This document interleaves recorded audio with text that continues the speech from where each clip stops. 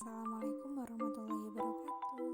Perkenalkan, nama saya Meli Harutunisa dari program studi pendidikan matematika NIM 2019-35001. Di sini saya akan mempresentasikan mengenai simbol dalam matematika, aksioma, dan tata permainan bahasa dalam matematika.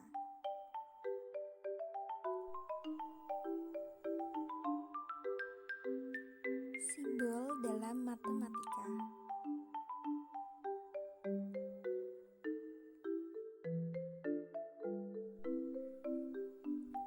Manusia adalah makhluk yang menggunakan simbol. Menurut Ernst Cassirer dalam Sumariono tahun 1993. Dalam rangka pertukaran gagasan dan informasi antar matematikawan, diperlukan simbol. Kelebihan penggunaan simbol adalah cermat, singkat, efisien, dan tidak bermakna ganda. Satu simbol memuat 1000 gambar, satu gambar memuat 1.000.000 kata, dan satu kata banyak makna. Kata merupakan tanda atau simbol yang merujuk sesuatu yang ada pada suatu tertentu.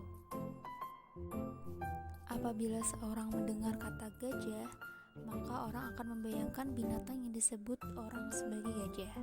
Artinya gajah ada untuk sebuah objek yang berupa binatang yang biasa disebut dengan gajah.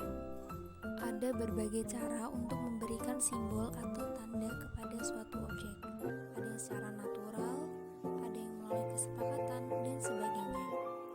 Ada yang memberi nama bayi berdasarkan peristiwa, misalkan Merdekawati atau Dwi Korowati. Ada pula yang memberi nama seseorang berdasarkan bulan lahir, misalnya Aprilia, Agustina, Fitri, dan sebagainya. Bahkan ada seorang ayah yang memberi nama anak-anak perempuannya dengan menculik nama-nama bekas pacarnya.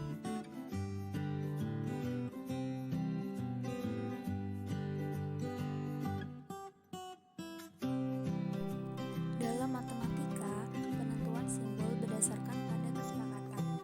Kesepakatan yang ditetapkan dalam rangka menghormati seorang matematikawan, misalnya dari Pythagoras, aksioma Peano, dan integral Riemann. Kesepakatan dapat berkaitan dengan singkatan, misalnya simbol jumlah, sering digunakan untuk simbol operasi penjumlahan yang hasilnya adalah jumlah, yang dari kata sum. Kemudian, penetapan simbol juga dapat dilakukan secara bebas. Misalnya, penamaan bangun datar persegi panjang bisa menggunakan simbol ABCD, KLMN, ataupun PQRS, dan sebagainya.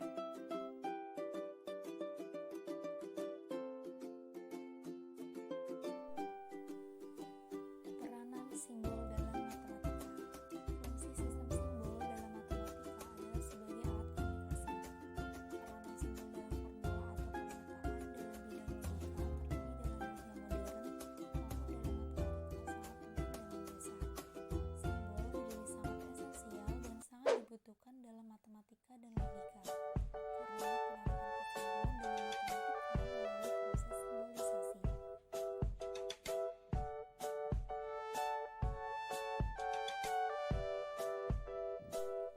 Aksioma.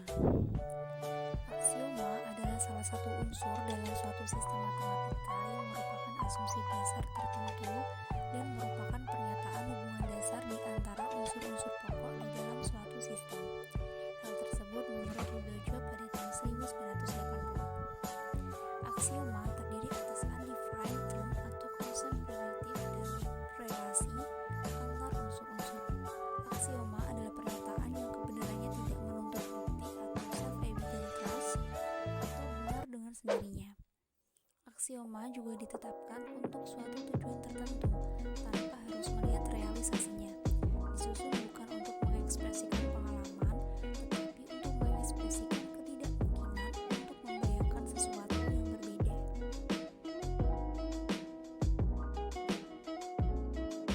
Lalu, bagaimana aksioma ditetapkan? Tidak semua ahli setuju bahwa aksioma ditetapkan tanpa melihat relasi, sebab proses kreatif pemilihan kadang-kadang berasal dari pengamatan atau pengalaman. Namun, semua matematikawan sependapat bahwa aksioma ditetapkan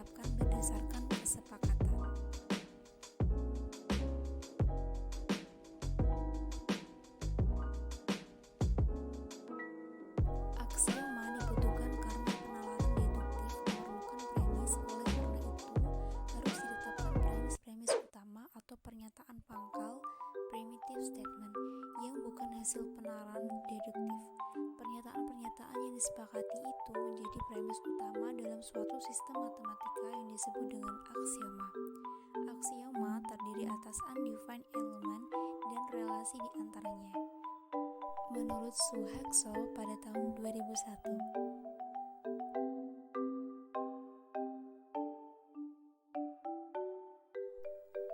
Aksioma kesejajaran dalam geometri Euclid menyatakan bahwa melalui sebuah titik P di luar garis L terdapat satu garis M yang melalui P dan sejajar L. Definisi kesejajaran dirumuskan dengan kalimat two lines L and M are parallel if they do not intersect, if no point lies on both of them, menurut Greenberg pada tahun 1974. Bisa dilihat pada gambar 3.6 merupakan himpunan garis yang melalui titik P dan di luar garis L. Secara intuitif, orang akan menerima kebenaran pernyataan tersebut, walaupun sebenarnya garis-garis itu bukan suatu eksperimen, tetapi orang menganggap sebagai terbukti sendiri, dan ini cukup untuk menganggapnya sebagai suatu kebenaran.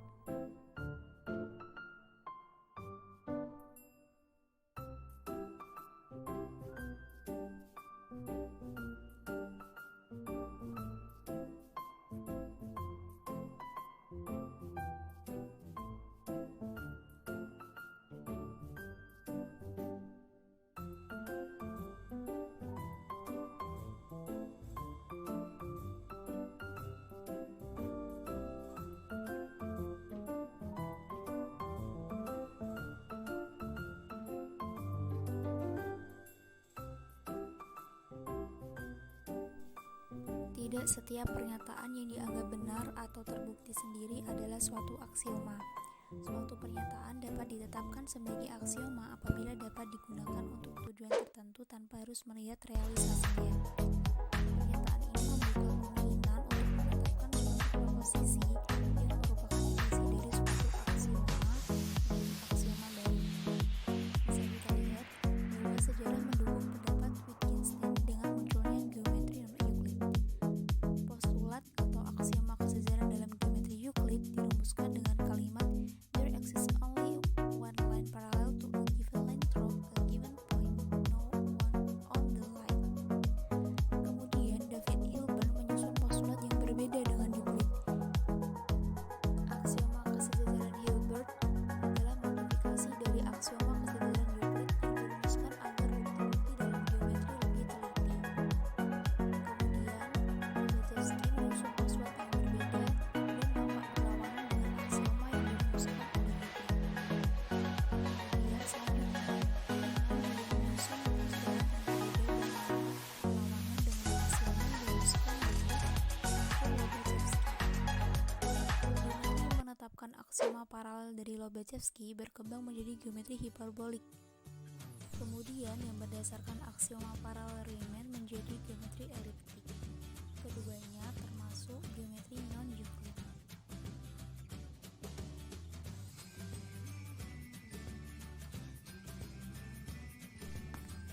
Berikut adalah gambaran tiga jenis geometri yang terdiri dari geometri Euclid, geometri hiperbolik, serta geometri eliptik. Tata permainan bahasa matematika. Konsep tata permainan bahasa. Konsep tata permainan bahasa atau lineage game oleh Wittgenstein dikenalkan dalam Philosophical Investigation melalui uraian tentang komunikasi antara tukang bangunan dan sang asisten atau laden. Komunikasi antara tukang bangunan A dan sang laden B adalah komunikasi dengan bahasa yang sederhana, hanya menyebut nama blok, pilar, papan, dan tiang tanpa kata-kata yang lain. A menyebut nama dan B membawa barang yang disebut oleh A.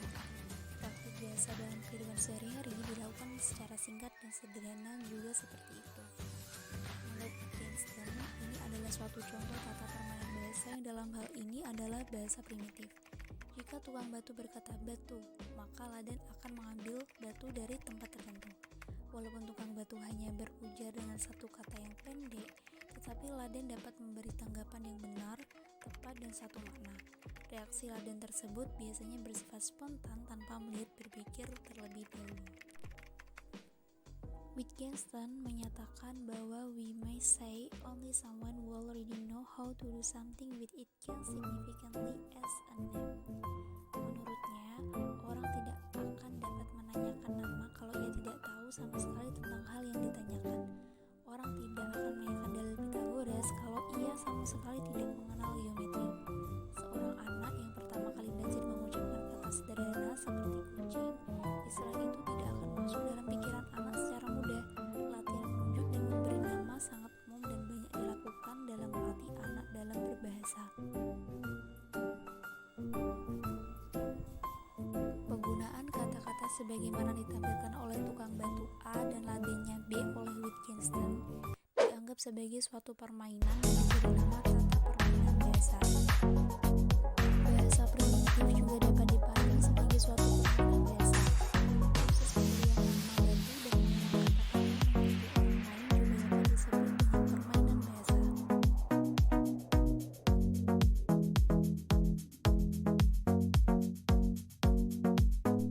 Pengertian permainan bahasa. Selain bahasa primitif, suatu keutuhan bahasa yang terdiri atas bahasa dan kegiatannya, di mana keduanya berada dalam satu jalinan, juga merupakan suatu permainan bahasa. Hal tersebut disampaikan oleh Wittgenstein pada tahun 1993. Permainan bahasa merupakan bahasa yang utuh yang membentuk bahasa dan kegiatan yang lain. Yang menjalin. Istilah permainan bahasa atau language punya beberapa makna. Bahasa yang bergantung pada makna primitif dari bahasa, kegiatan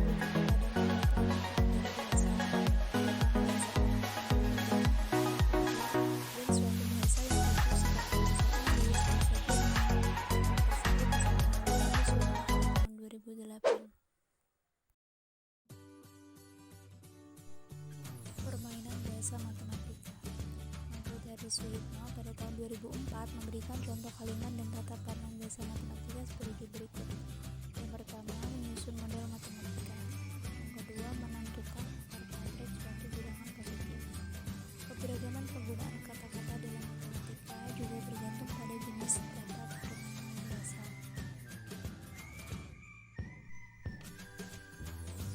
Selanjutnya adalah contoh dari tata permainan bahasa matematika.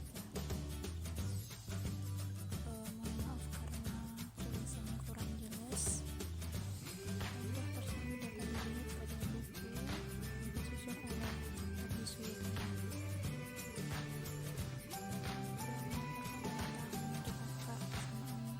Bilangan positif yang menentukan akar bersamaan kuadrat kuadrat sama dengan.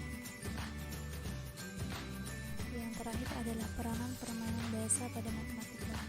Menurut penafsiran Wittgenstein, matematika dan keluarga jaringan permainan bahasa. Matematika bentuk permainan bahasa ketika orang melakukan pembuktian atau menyusun bukti. Bentuk bukti yang digunakan dalam matematika nampak serupa dengan kebanyakan bahasa yang digunakan dalam bahasa sehari-hari. Hubungan yang erat antara bukti matematik dan proporsi matematik menggambarkan aspek penting dalam permainan bahasa yang disebut matematika. Ciri khas matematika sebagai permainan bahasa adalah eratnya hubungan antara bukti matematika dan proporsi matematika.